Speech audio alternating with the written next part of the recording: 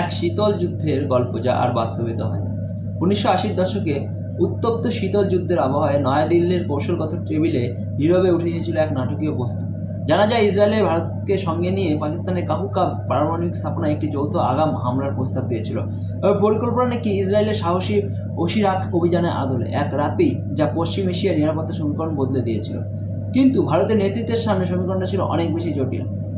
ইন্দিরা গান্ধীর কাছে বিষয়টি শুধু সামরিক সক্ষমতার প্রশ্ন ছিল না, এটি ছিল আঞ্চলিক স্থিতিশীলতা, আন্তর্জাতিক প্রতিক্রিয়া ও অভ্যন্তরীণ রাজনৈতিক সংহিতের প্রশ্ন। বিদেশি শক্তির প্রকাশ্য সহায়তায় সীমান্ত পেরিয়ে আক্রমণ চালানো মানে পাকিস্তানের সঙ্গে সরাসরি যুদ্ধের ঝুঁকি, কূটনৈতিক বিচ্ছিন্নতা এবং দেশে বিদেশে অনিশ্চিত পরিণতির সম্ভাবনা।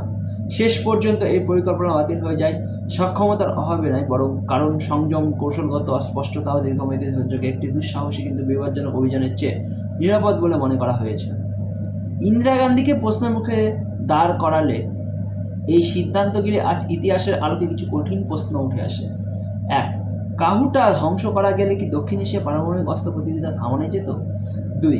ইন্দিরা গান্ধীর সংযম কি সত্যি কৌশলগত দূরদর্শিতা ছিল, নাকি একটি ঐতিহাসিক সুযোগ হাতছাড়া?